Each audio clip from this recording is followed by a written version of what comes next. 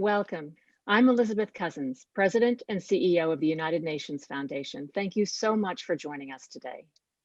2020 is a year like few others. As we all face intersecting emergencies in the health of our persons, our societies, and our planet, 2020 must become the year that starts a decisive decade of climate action, and we know what we have to do. The concentrations of greenhouse gases in our atmosphere and the temperature of our planet simply won't stop rising until the world reaches net zero emissions. Since the Paris Agreement was adopted just 5 short years ago, we have made some progress, but overall we are failing to bend the emissions curve downward far enough, fast enough. To change that and to set ourselves on an irreversible net zero trajectory, we need both national ambition, and we saw a big announcement yesterday, and private sector ambition, and we need it now. That's why I am so honored to moderate this session on making net zero possible, which is part of the follow-up to the World Economic Forum's Net Zero Challenge. The Net Zero Challenge, launched in Davos in January, challenged WEF's 2,000 plus corporate members and partners from government and civil society to commit to net zero emissions by 2050 or earlier, and that's what we're here to discuss today. I'm so pleased that the executive chairman of the forum, Professor Klaus Schwab, is with us, along with a powerful panel of climate leaders to talk about how to turn ambition into action in the run-up to COP26 in Glasgow next year and beyond. Let me give a couple housekeeping notes before turning to Professor Schwab. To make this session as interactive as possible, we're going to periodically ask participants to express their views and definitely to pose questions to our panel. We'll be using the Slido platform. You can access that by scanning the QR code that you see on your screen. That's the easiest way. You can also access it at slido.com or and use the event code SDIS. We'll be collecting your input and questions throughout the session. Please participate and definitely get your questions in early so that we make best use of our time together.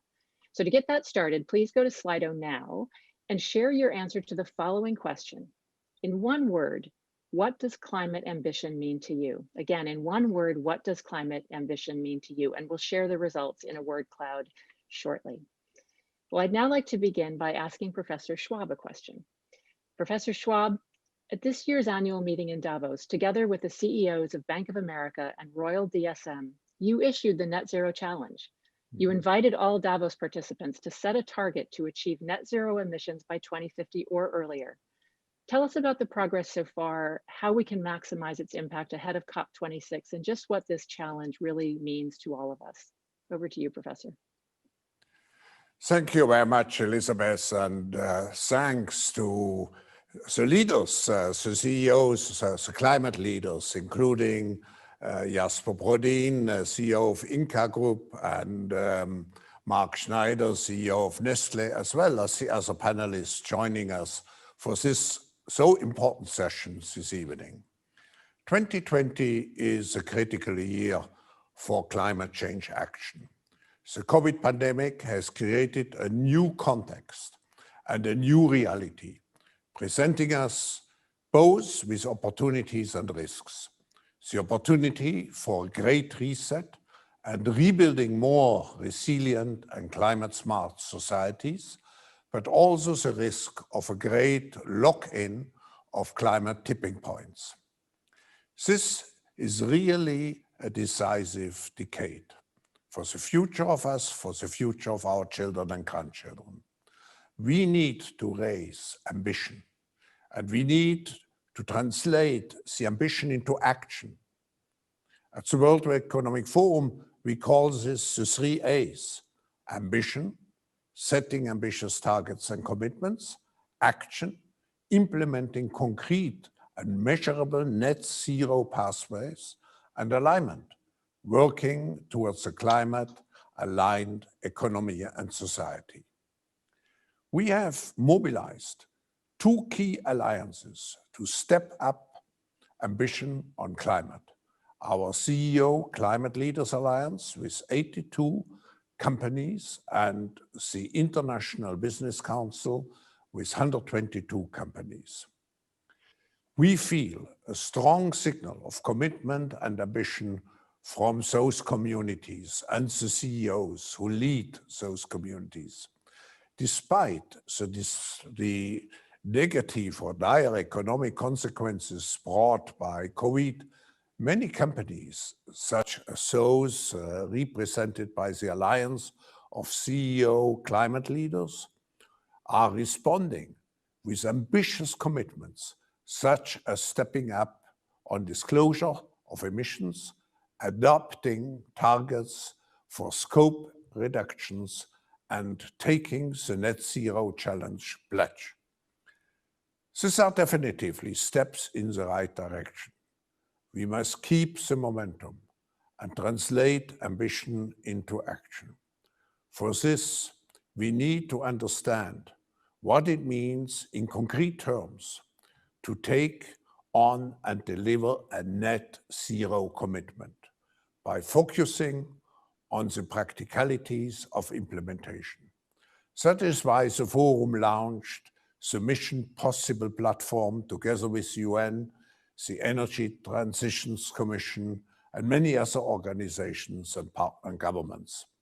This partnership focuses on decarbonization of the most energy-intensive industries.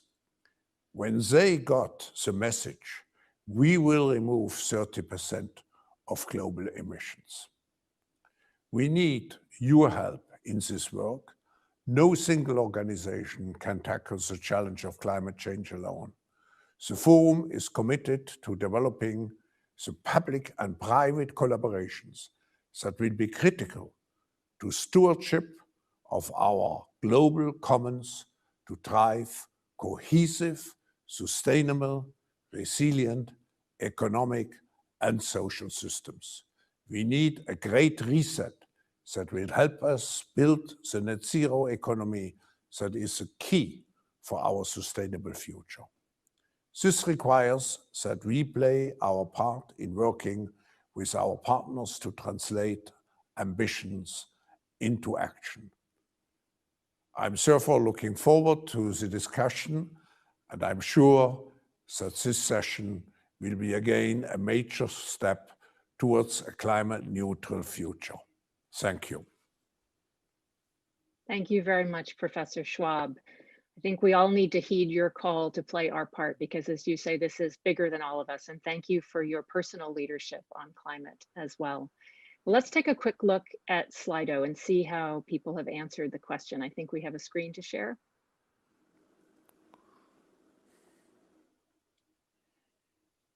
I see some of mine up there. I imagine you all see all of yours. Hope, survival, and action. You really couldn't put it more squarely than that. Change, opportunity. We'll come back to some of these themes in our conversation. Thank you all for doing that. And do, as we start our conversation with the panelists, remember to use Slido to start any questions or comments that you have so we can make sure to factor those into our discussion. Well, let's turn now to our panel. We'll have some starting discussion. As I say, we will have question and answer at the end. You have our eminent panelists' bios already, so I'll just introduce them briefly as they each take the floor. And I want to start with Jesper Brodin. Jesper is the CEO of Inca Group, the holding company for IKEA. And his career with IKEA spans more than 20 years, and you stepped into your current role in 2017. Jesper, we're delighted that you could join us. Yeah. IKEA has announced a commitment to become climate positive by 2030. Tell us what that means in concrete terms, to Professor Schwab's point about practicalities for IKEA, and how will you get there? Thank you.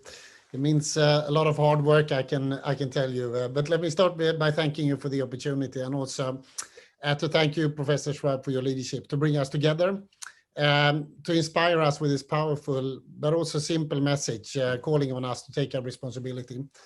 To start with, we recognize that this is most likely the most important decade in the history of humankind.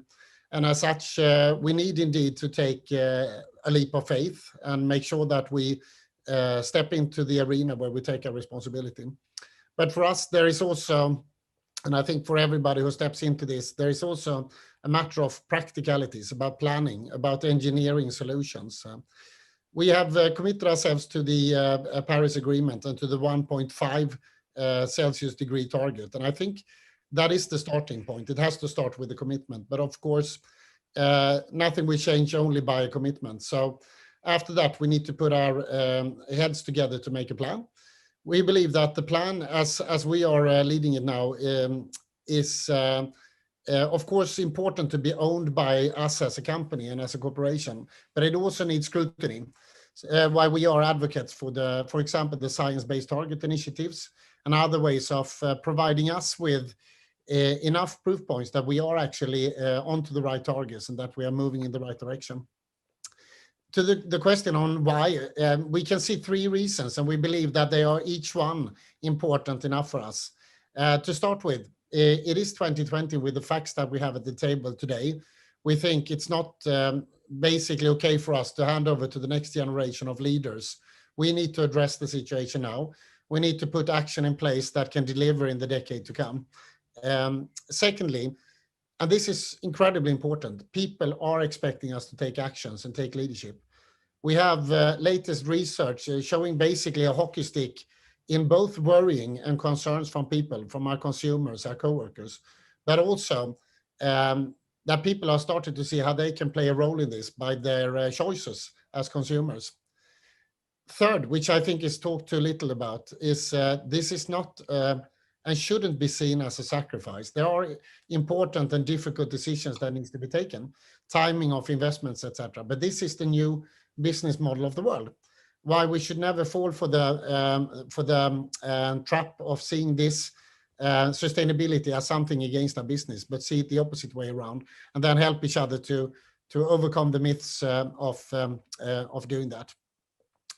I am optimistic. We are optimistic. We see, as you have referred to today, so many companies now stepping up the game. The China announcement was, I think, a very important milestone in the whole climate work. And that's going to fuel, I think, not only other governments, but also us companies to reach out and do more. We also in IKEA, we are optimistic. We saw last year, for the first time in our environment, that is possible. In our scope 3, we were capable to grow with more than 6%, and we reduced our absolute carbon by 4%, or a little bit more than that. So it's absolutely possible to do good business and be a good business. And finally, maybe to say that I'm optimistic also being part of the WEF Climate Alliance, the CEO Alliance. We have moved, I think, from agreeing on the issue to recently step up the game, to commit, and to step into, I think, what Professor Schwab was referring to the actions. And we will place much more of our time and efforts in the future, sharing, I think, issues, challenges, but also the actions that are needed to address the situation. So thank you. Thank you very much. This point of yours about the next generation of leadership is so critical, and that the world's expectations are on all of us. And I think also that individual choices matter. It's very easy to feel powerless in the face of something as momentous as what we're facing, and yet there is a tremendous power in everyone's individual actions. Mark Schneider, I want to go next to you. Mark Schneider is the CEO of Nestle, previously the CEO of Fresenius, a global healthcare company. And Mark, Nestle has committed to net zero emission by 2050. Tell us about the process you went through to set that goal. And with COP26 just 15 months away, what progress do you think you'll be able to show by then? Thanks, Elizabeth. And let me just start by saying I'm delighted to be on this panel. And I would also like to thank the United Nations and the WEF for their leadership in this very, very important area. In terms of the spirit and the objectives and the mindset as we think about climate change, let me just echo what Jesper said. I think I couldn't say it better. I think this is also how we approach this as a company that is 154 years old. And we don't like to kick down problems to future generations. We like to take action now. In terms specifically of what we want to get accomplished by the end of next year, a few things. First, let's go back to the United Nations pledge. We took that pledge last year.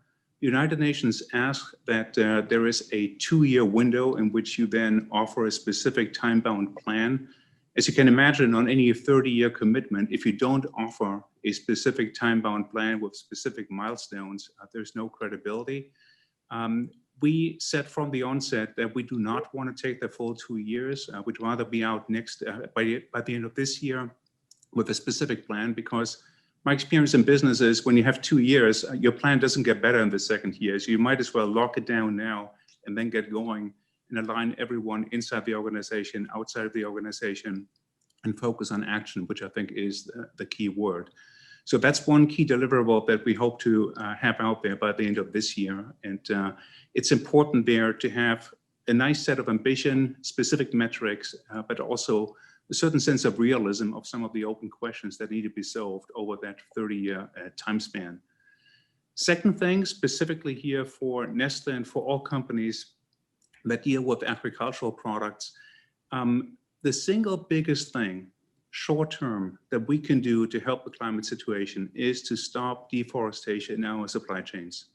So before we embark on all sorts of new things, let's stop that glaring hole we have that comes from deforestation. And that's a hole below the waterline. So basically for all the new things that you do, you basically have backfill from this problem continuing.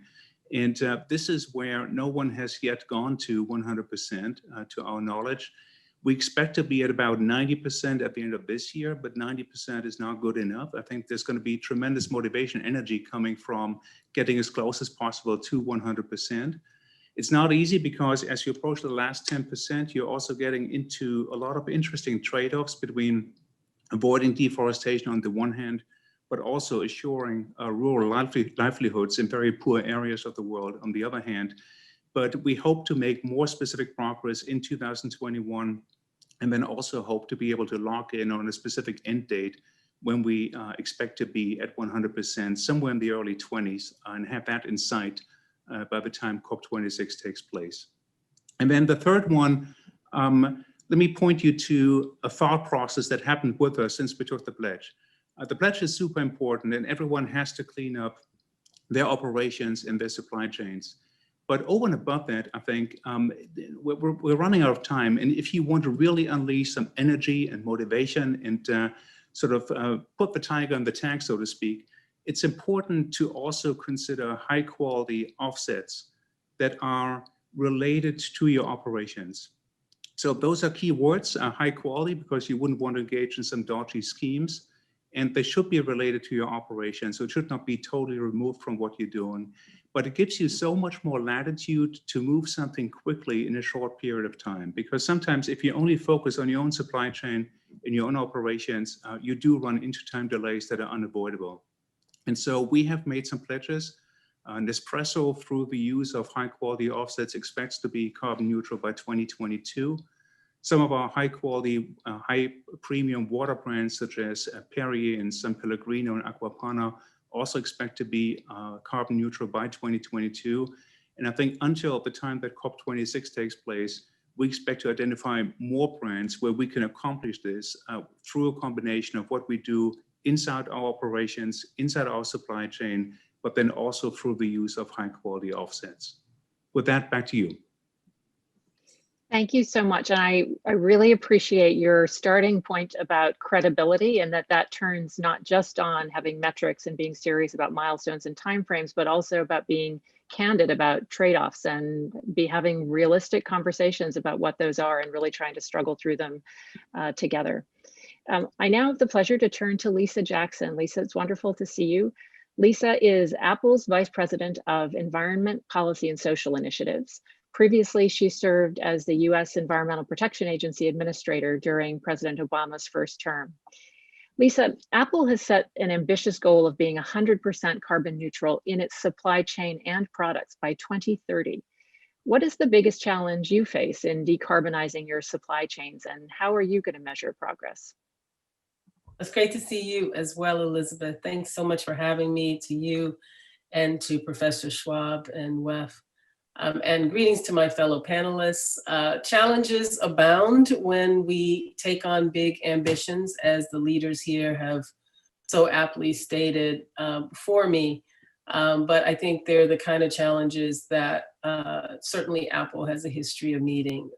You're right, this summer we announced that we would build on the work we've already done. So I think my answer is really, we've done this work before. We understand our supply chain. The first challenge is understanding and knowing your supply chain deeply.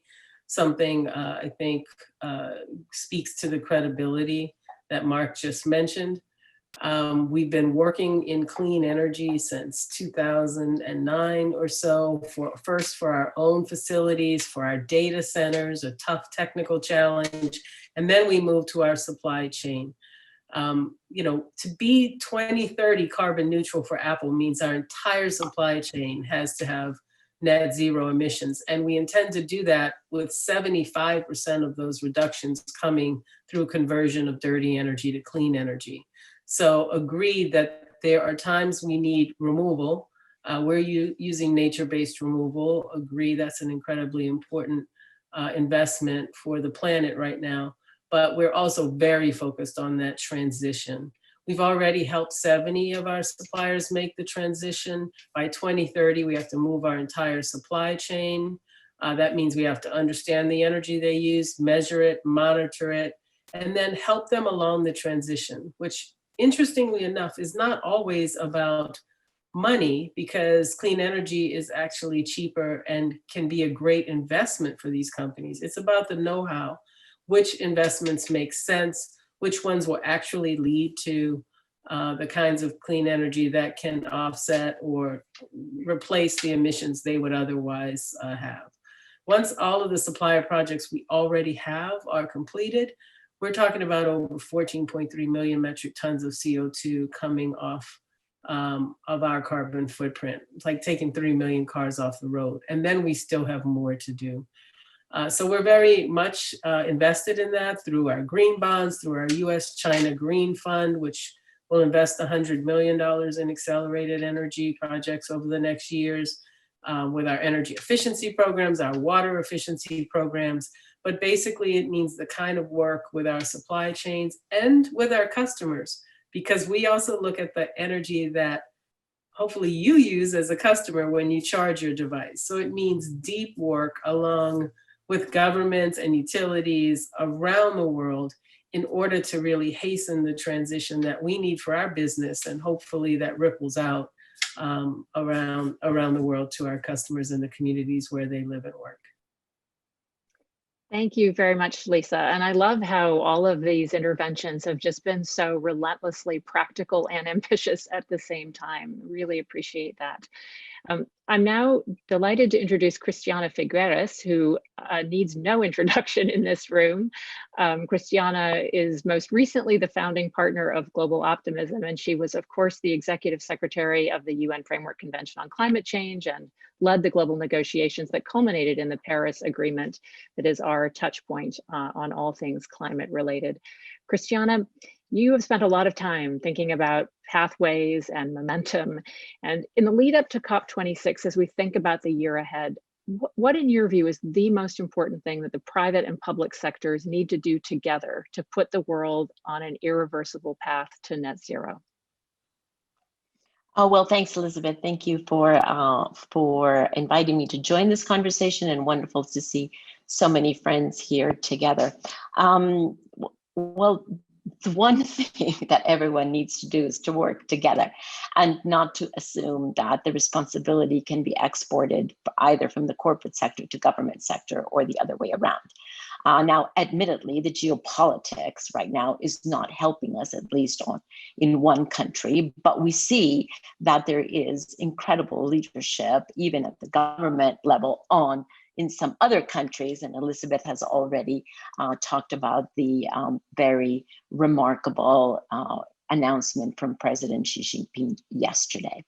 But generally, I want to say that I am so delighted to see that 2020, that was at the beginning of the year slated to be recognized by history as the Great Pause, that now by the second half of the year, I'm hoping that we have changed that in the history books, eventual history books, to go from the Great Pause to the Great Reset, because that is what is already happening. And I would like to put two pillars under that Great Reset. The first is the extraordinary power of publicly stated ambition. All the companies here on screen and that will be in the conversation have publicly stated their ambition. And what they are actually doing is they're proving the Paris Agreement wrong. And I am delighted that they're proving the Paris Agreement wrong, because their goals of decarbonization and carbon neutrality are actually pushing the envelope and showing that decarbonization by 2050 is not only possible, it's actually maybe even late, because we can get to decarbonized economy before. So the fact that we have companies that are setting their decarbonized or net zero goals by 2030, by 2040, some by 2035 is absolutely fantastic, because it shows that once you publicly state your ambition, having done your homework internally, of course, what you do is you unleash innovation, and you find that as a corporation, you increase efficiency of all kinds of resources, not just energy. And as Lisa has pointed out just right now, you also take advantage of your impact up and down the value chain, up and down, certainly up the supply chain and down into your customers, so that you bring them along in this transformation, thereby making that transformation deeper and quicker. And so that as a first observation that I'm seeing of the power of stated bold ambition. The second piece that I am observing is that we are seeing this decarbonization occur not just in and of itself, and not just for climate purposes, not just for the efficiency of carbon in all of our operations, but rather it is bringing along, in a very integrated nature, a true resetting of corporations and of their relationship to civil society, to citizens, and certainly to governments. What I mean by that is that we're beginning to see the movement away from Milton Friedman's doctrine of shareholder primacy over now, especially this year, to stakeholder capitalism. And it's been, spoken to by Professor Schwab for such a long time. But this year, we're really beginning to see evidence of that, of so many companies truly understanding that, BP recently being no small example of that. The other piece that we're beginning to see integrated in this decarbonization is a shift of mindset from quarterly thinking and planning to quarter-century thinking and planning. So from short-termism to long-termism, something that frankly 5 years ago we thought was going to be incredibly difficult to dig ourselves out from, but that we are really beginning to see. The same thing we're beginning to see this year, especially with a huge lesson that we're deriving from COVID, that yes, the first stage of COVID was to lock ourselves into our homes and offices, but the second stage of coming out demands radical collaboration in order to get to the vaccine at the scale and the speed that we need. So we are beginning to see the movement, and that's going to be a sticky lesson to many other areas beyond health, which is the movement from silo acting to radical collaboration across many boundaries. The same thing for the movement from exclusive decision-making and especially staffing and hiring to inclusive hiring, staffing, products, services that are beginning to be much more inclusive, to a large extent fueled by the wisdom that we have derived from the very painful racist tragedies that we have experienced this year. And two more, from extractive to regenerative, I'm beginning to hear so much more of a commitment to regenerative corporations that begin to see that not only are they going to be climate neutral, but actually climate positive. And yes, we're really leading the charge on this, truly moving from extractive to regenerative to understand our capacity and our responsibility to return the resilience to nature that we have actually extracted from her over the past 50 years, and make sure that we're no longer pulling at that rubber band to the point where it will break and be unable to return to its resilience, but rather beyond taking pressure away to actually intentionally regenerate the resilience back into nature, back into the economic system, so that we have that play area for future impacts. And finally, of course, the incredible role that we are seeing in digitalization and AI in moving us from linear progress to exponential. That, frankly, is, I think, what is going to allow us to get to 2030 and be able to witness the halving of emissions. Because if we do that linearly, we won't get there. But because of the corporate leadership that we have, and because of the injection of digitalization and AI into so much of corporate decisions and operations, I do believe that this exponential transformation, this hockey stick that we've been talking about, will actually get us to that the top of that mountain, which seems pretty challenging right now, but that we're getting more and more confident that we will be able to meet. Well, thank you so much. And I love the idea of radical collaboration that you spoke about. Just earlier this week, the Secretary General of the UN had a line that said, solidarity is self-interest. And this is clearly a time when that is profoundly true. Our final speaker is Lord Martin Callanan, who is the United Kingdom's Parliamentary Undersecretary of State and Minister for Climate Change and Corporate Responsibility. Lord Callanan, we're thrilled that you can join us. As COP26 president, you have, together with the UNFCCC, launched the Race to Zero campaign to mobilize businesses, cities, regions, and investors for net zero emissions.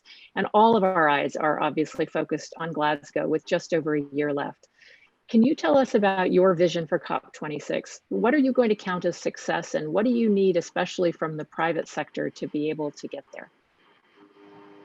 Well, first of all, thank you very much indeed, Elizabeth. Thank you to the World Economic Forum for inviting me to be part of your panel today.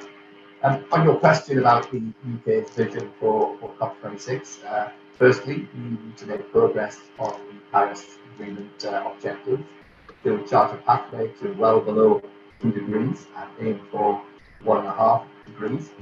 Secondly, we need all countries to come forward with 2030 climate plans, which include increased transmission on their emissions. And thirdly, we need countries to deliver on their climate finance commitments. As for our Lord role, Callanan, I'm sorry to interrupt you, but I think some of our audience is having a hard time hearing you. So if there's a way to get a little bit closer to your microphone, that would be wonderful. Okay, sorry, is that better? Can you hear me better now? Yeah, much. Thank you. Apologize for interrupting. Sorry, not at all.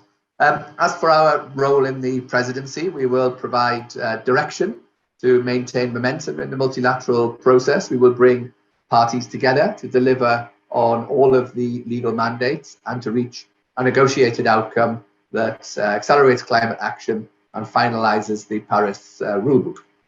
We will use the power of a fair and an inclusive presidency to bring government, business, and civil society together to accelerate progress in 5 key areas.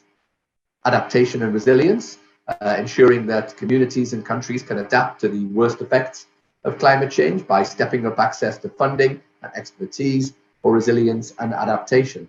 On nature, by protecting and restoring natural habitats and ecosystems, by working with countries and communities to preserve the planet's biodiversity, soak up emissions, and improve, of course, our health and well-being. Accelerating the transition to a clean energy future, encouraging countries, businesses, and communities to seize the opportunity provided by the rapidly falling costs of renewables, innovation, and energy storage. Cleaning up the air we breathe by speeding up the global transition to zero-emission vehicles, phasing out petrol and diesel engines in all forms of road transport. And of course, bringing it all together, finance. Accelerating the green transformation of the financial system so that all countries have access to the funds to drive clean and resilient investment. We will create a safe, secure, sustainable, and inclusive COP26 summit that sets the conditions for outstanding policy outcomes and leaves a lasting legacy of change here in the UK. We will use our COP26 presidency, our G7 presidency, to champion a clean, inclusive and resilient global recovery and put climate change front and centre of the post-COVID debate. Now, moving on to the role of the private sector in these plans. There's no question that business action remains crucially important to achieving a successful summit and a successful presidency. And I would particularly like to thank all of the companies on the panel with me today who have already outlined their own bold steps to create a net zero future. And my key request to other businesses here today is that we continue to make these bold decisions. I encourage your companies, those within your value and supply chains, to join the race to net zero. This initiative, launched by the high-level champions for COP25 and COP26, is the largest ever alliance of businesses and non-state actors committed to reach net zero by 2050 at the latest. Almost 1,000 businesses, 38 investors, almost 500 cities and regions have already joined the race to zero, representing 53% of global GDP, $72 trillion in annual revenue, and 23% of global emissions. Many companies around the world are already stepping up to join them in the race to zero by setting a science-based net zero target through initiatives such as the Business Ambition for 1.5 degrees C or the Climate Pledge. We are at a critical moment for the world's climate. To keep global temperature rises to manageable levels, we have to halve emissions over the next decade. And it will be companies like yours that will make all of this possible. So thank you again for inviting me on the panel today. And I look forward to working with many of you in the run-up to COP26 in Glasgow next year. Thank you. Thank you very much, Lord Callanan, and thank you all. We have a lot of questions that have come in through Slido, and we will do our best to get to as many as we can. What I'm going to suggest is that I pose a few questions at once, and then you can take them as you have an inclination, and some will obviously speak more to one person than another. But let me hit on a few themes that have come through the chat.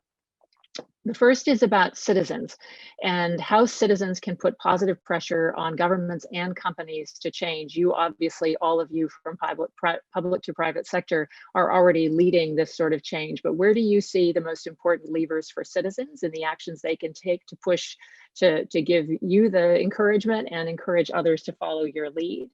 A second question is about tracking progress. And a number of you have spoken to the ways that you're tracking progress, but given how important it is to measure and track progress, to do that in alignment, as we've heard already, how do you best track progress? How do you think others need to join in similar ways so that we really can see cumulatively where we are on the curve? The third question is about COVID recovery. It's in all of our minds, I think, that the recovery from the last financial crisis led to a wave of investment in renewable energy and electric vehicles. We are about to get hit with an incredible infusion of new capital into the global economy in the context of COVID recovery. It's a huge opportunity if well spent.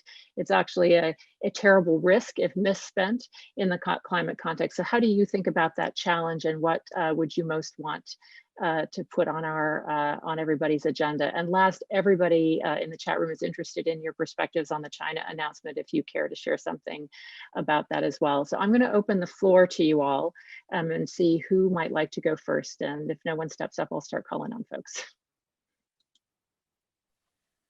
Elizabeth, right. I'm happy to take the question of citizens, and I take the relationship between the individual and the systemic changes, if you'd like.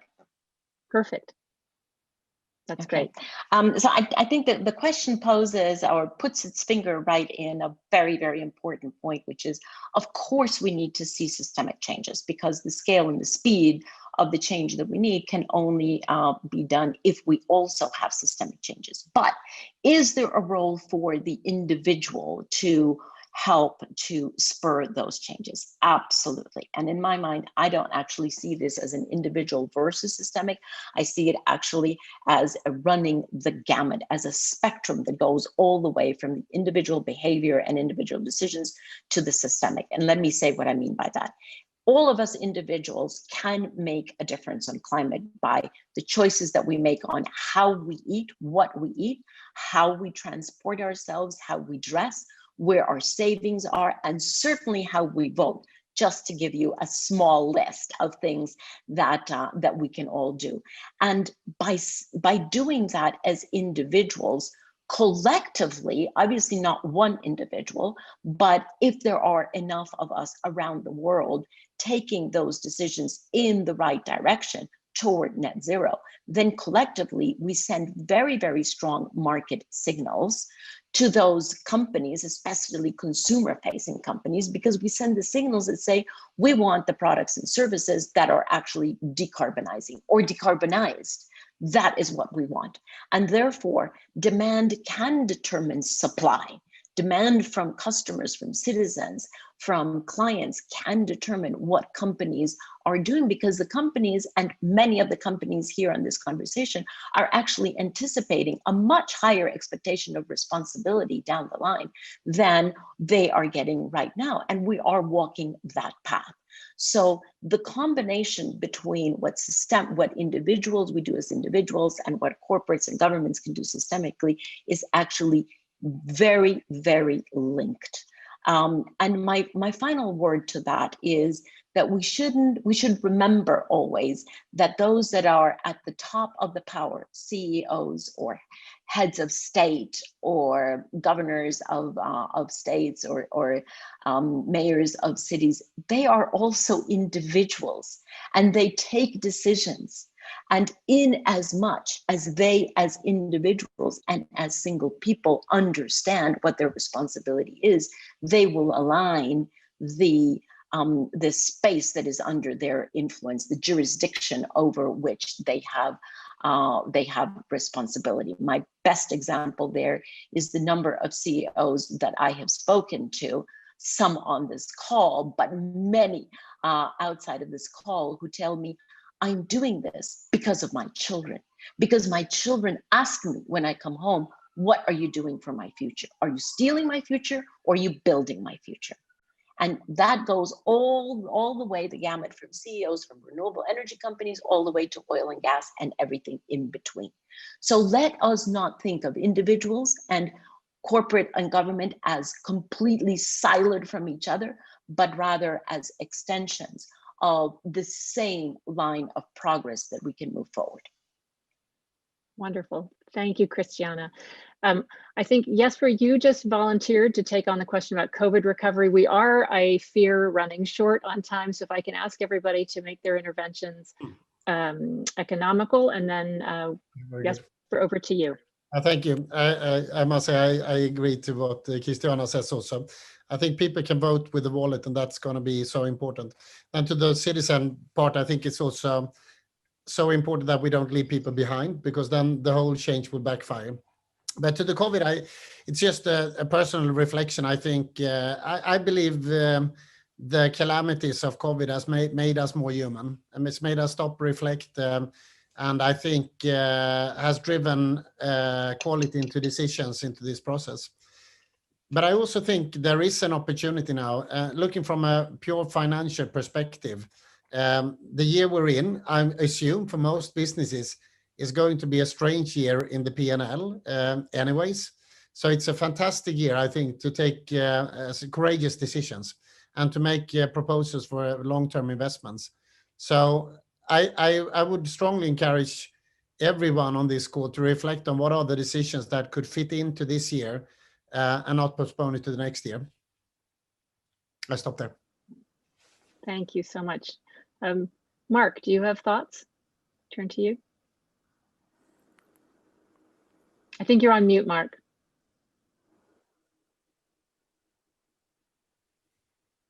Here we go. Sorry about that. So just wanted to echo very much what Christiana and Jesper said. I think it's about voting with your wallet. And that also means at times being prepared to spend a bit more for a product that meets all the criteria, and to be a discerning consumer and to consume consciously. I think this is what it's all about. On the recovery, whether it's companies or countries, I think there's a great temptation to go for the short-term fixes. And I think this is where we all have to act with restraint and look towards the things that really give us longer term recovery in line with the ecological targets and ambitions. I mean, just think about politics. I mean, the quickest way to spend money is to pave a road, okay? But that's not helping anyone in this situation. And so spending it thoughtfully and spending it in ways that's really in line with those 2050 ambitions is going to be hard. But we got to do it, and we got to have that discipline, and we got to meet or exceed the yardstick from 2008, 2009. When you think about some of the recovery spending at the time, it's got to be higher on the ecological scale now than it was then to really have some impact. And last thought on the metrics, we will need some harmonization, but what we shouldn't do now is talk 10 years about what exactly that one single standard is going to be. So I think we will need to be democratic here about allowing a few that get us there and have some tolerance here. But clearly some harmonization is going to be needed. Fantastic. Lisa, can I turn to you? Thanks. So much has been said by my dear friend Christiana. I'm going to leave most of it there. I just want to mention tracking. I think it's incredibly important to track tons and gigatons, obviously. I think it's also incredibly important to include people in that equation in terms of equity, to ensure that the programs that we're looking at are also bringing more equity, greater equity and justice to a situation than less. Last thing I'll say is it's incredibly important when looking at things like offsets to ensure that we're looking for high quality offsets, because the price of offsets should go up because the supply of high quality offsets is limited. And if the price of offsets is higher, that means we're forced to go back and invest in clean energy and other mitigation attempts. So we can't game the system. And no one on this call is doing that. But I think it's incredibly important if business is going to be in the lead in some countries, my own, where right now the federal government is not in the lead, we have to be rigorous about the accounting we use so that we don't game the system, so that we're making actual positive change and not cosmetic changes, frankly. There's a very strong through line here about credibility, seriousness, and the quality of interventions and actions, which is obviously so paramount. Lord Callanan, do you want to have the last round at the questions? Thank you, Elizabeth. There's a number of very good points already been made, which I won't repeat. But if I can talk from the point of view of the United Kingdom, certainly in the run-up to COP26, we're going to try to involve as many citizens as possible. We're going to be running campaigns to highlight what the UK government is doing, our leadership, and try to bring the whole nation into the conversation on building back better. So in response to COVID, we've launched a couple of very large stimulus schemes. Chancellor's investing about £3 billion in, as my Prime Minister said, building back better, building back greener, and we're investing that in something called the Green Homes Grant, which provides grants to citizens in the country to install energy-saving measures, heat pumps, insulate their homes, etc. So we're generating jobs, we're providing a boost to the economy, but we're doing it in a green and sustainable manner to help to contribute to our climate change goals. Thank you very much. We are almost out of time, so I just want to ask each of you, I mean, this has been a wonderful conversation already. If I can ask each of you just to offer to our audience what the one word is that you would have chosen or that you chose this morning when we did that initial World Cloud poll about what climate ambition means to you. Can I start, maybe Lord Callanan, I'll start with you. Just one word. Action. Action. If I'm talking about it, we need to do something. Action. All right, Lisa. Justice. Awesome. Christiana. Determination. Fantastic. Mark. I'm in the action camp too. And Jesper. Opportunity. And Professor Schwab, since you're still on the line, I'm going to ask you too. What's your one word? Partnerships. Partnerships. Excellent. Well, I can't thank you all enough for such an incredible conversation. We could be here so much longer and have so much meat to get into. I really just want to thank all of our esteemed panelists, thank the forum, thank the audience. This is not only a rich discussion, it's clearly an urgent one. And in various ways, you have not only all spoken about this continuum of change, to use Christiana's phrase, but you live it every day. And we appreciate that and are grateful for it. It's incredibly encouraging to see some of the world's leading companies taking this to heart in such a powerful way to put us on the trajectory that I know we need to be on. So thank you all again for joining today. For those of you who have joined from Top Link, if you want to continue the conversation, please join us in the Speakers Lounge right after this. And on your screen, you should also see several upcoming Sustainable Development Impact Summit sessions that might also be of interest to you, and I invite you to join those too. Thank you all once again, and onward.